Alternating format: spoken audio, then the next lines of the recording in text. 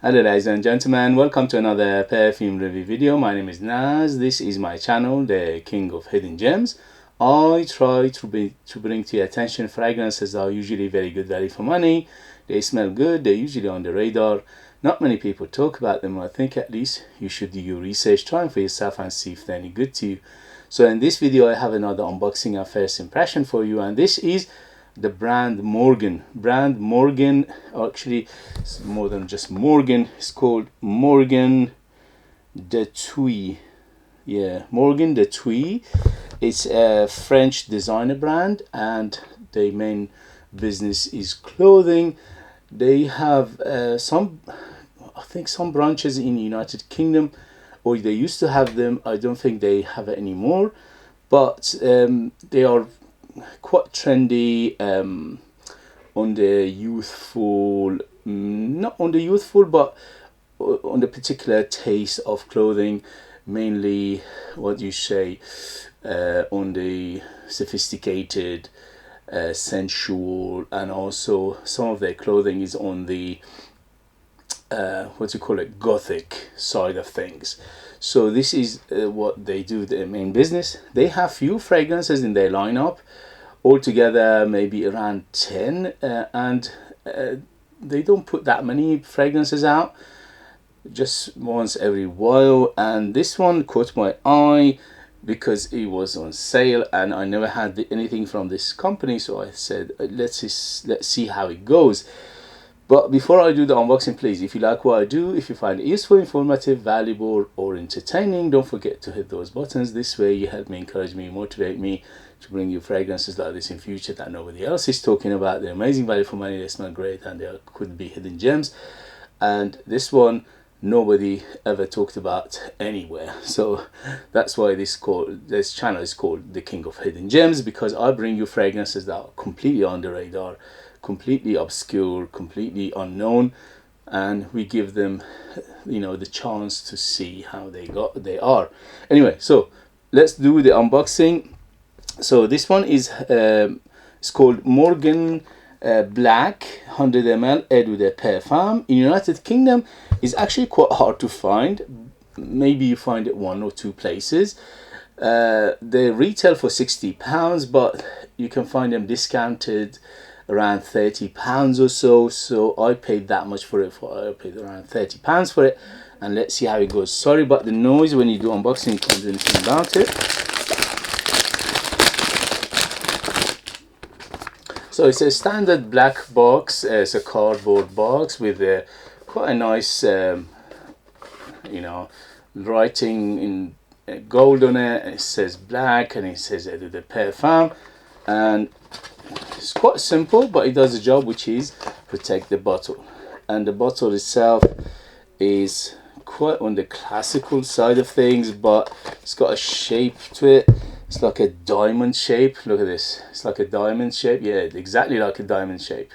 Beautiful. Look at this. Beautiful diamond. And it's very, very heavy bottle. It's very thick. The atomizer is a little bit of weight to it, but I think it's plastic. But it says Morgan on top. The atomizer is gold and modern. And here we go. Oh, good. Good atomizer. Not excellent, but good. It doesn't go, but it's okay. It's good. It does the job. Whoa, this is sweet. Okay, here we go. First impression for Morgan Black Eau de Parfum. And here we go. First impression. Very, very sweet. Yeah, very sweet. Super sweet. Very sweet. Fruity. Ambery. Vanilla. Maybe even tonka bean in here, but definitely vanilla in here. Wow, this is very sweet. So you need to like your sweet fragrances, or at least for first impression. Opened up super sweet. Between 0 to 10, 10 being the sweetest, this is around 7 to 8 in terms of sweetness. So this is very sweet, and lots of fruitiness to it, but the main sweetness is coming from vanilla, maybe tonka bean, and also maybe benzoin in here, just because it's laid of sweetness in here. I smell something like coconut in here, so it's coconutty, fruity, hint of what do you call it? Hint of spices, not too much. Just a hint of, just a sprinkle of spices in here, mainly cinnamon. Yeah, a little bit of cinnamon, maybe a little bit of pepperiness to it as well, just to give it that like a champagne opening. It was a little bit on the sparkly side. So it is sweet, fruity, coconutty, vanilla, maybe tonka bean in here, benzoin, and a hint of spiciness, but is very, very sweet overall.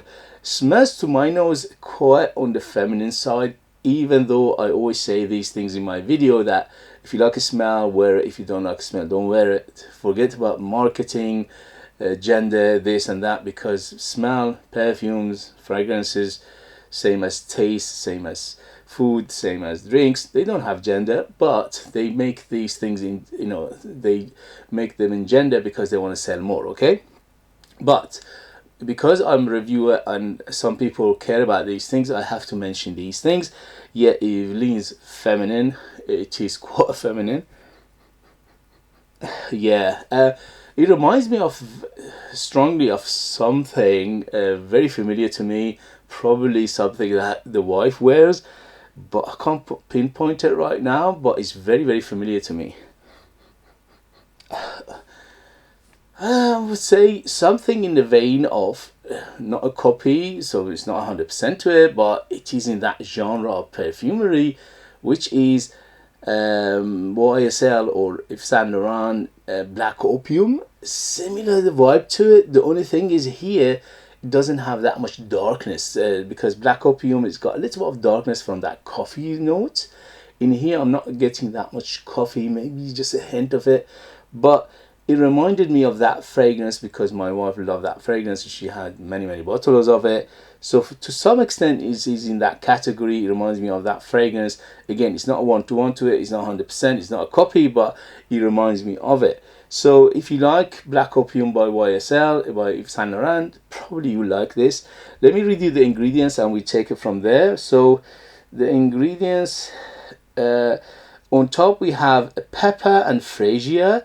In the mid we have caramel, coffee, orange blossom and coconut. In the base we have vanilla, sandalwood and musk. So everything in here I get very distinctly.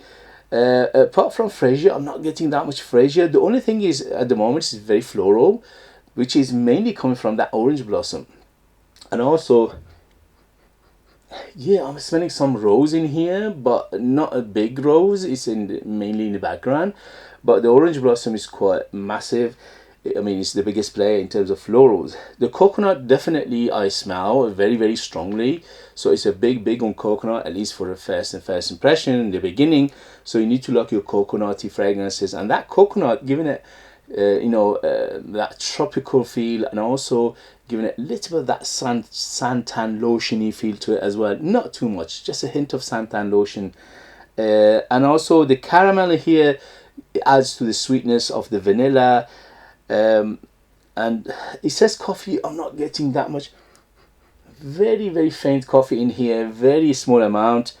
Sandalwood, yeah, it's just quite woody in the base, and the musk in the beginning, it was apparent. From the get-go, the musk was there, so it is quite musky, but the musk in here is very, very clean again.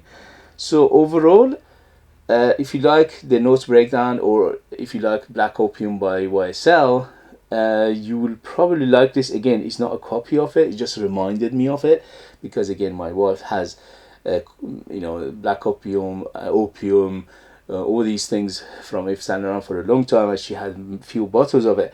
Anyway, so what am I getting overall? Very sweet. So it opened up super sweet, super fruity, super vanillic, and also musky, floral. The caramel adds to the sweetness of the vanilla. I think there's a tonka bean in here as well, because I'm smelling something nutty. Yeah, hit of nuttiness in here as well.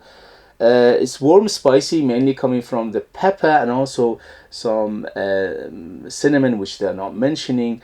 And also I'm getting a little bit of nutmeg maybe in here as well.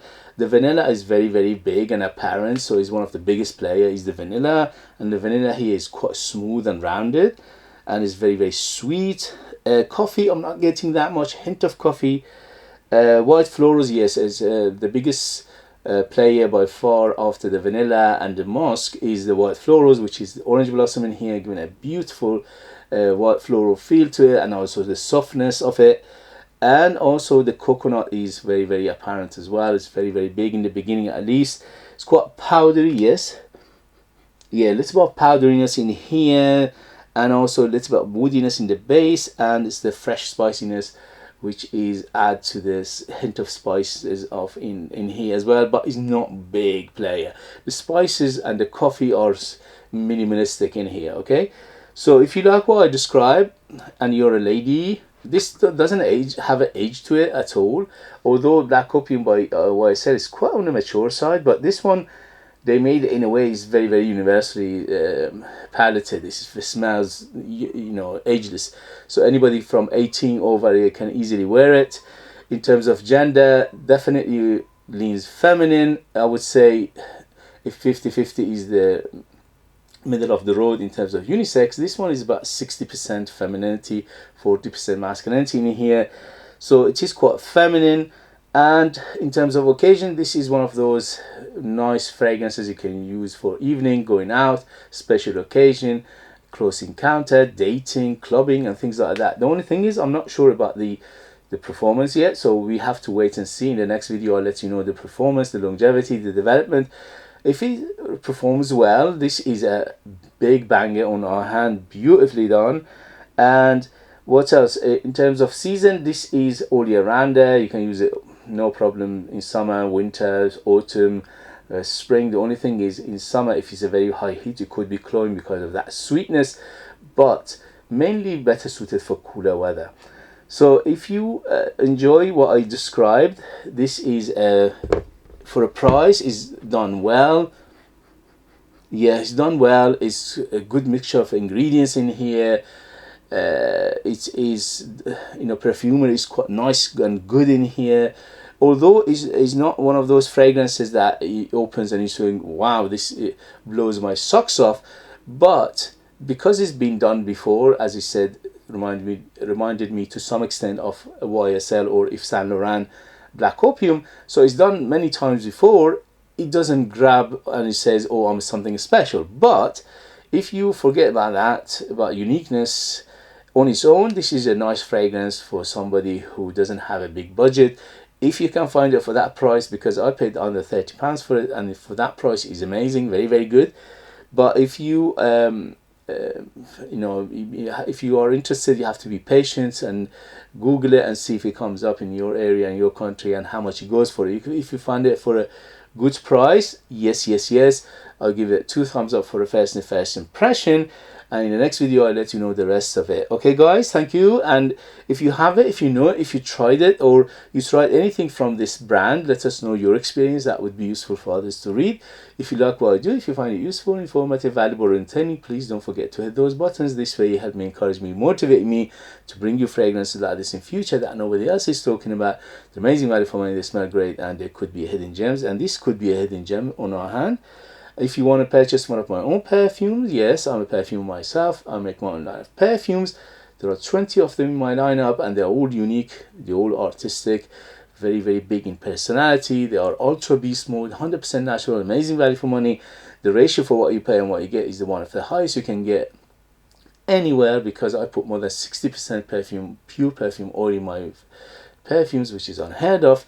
And that's because making them very, very big in terms of personality and performance and ratio for what you pay and what you get. Okay, guys, thank you very much. I'll leave them in the link. I'll see you later. Bye.